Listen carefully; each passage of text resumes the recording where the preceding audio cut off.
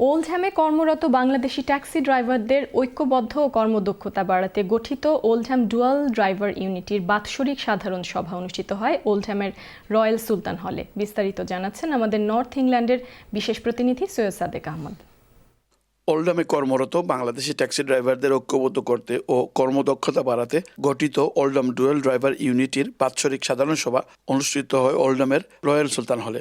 সংগঠনের চেয়ারম্যান শফিক মিয়ার সভাপতিত্বে ও সেক্রেটারি হালিস মিয়ার পরিচালনায় আর্থিক প্রতিবেদন পেশ করেন রুয়েল আহমদ মিন্টু। শুরুতেই পবিত্র কোরআন থেকে তেলাওয়াত করেন আলী হায়দার চৌধুরী। বক্তব্য রাখেন সুরত আলী বাদশাহ, তখলিস মিয়া, নানু মিয়া, ইয়াহিয়া খান, হাবিব মিয়া, শাহ আলী হায়দার, আলামিন, জামাল মিয়া ও আবুল আজাদ প্রমুখ।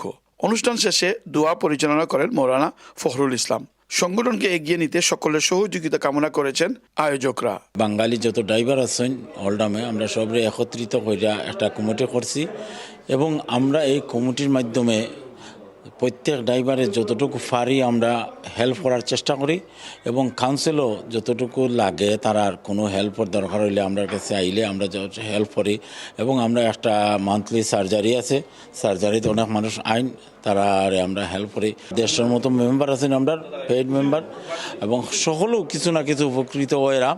Syed Sadek Ahmed, channel S news, Oldham, Greater Manchester.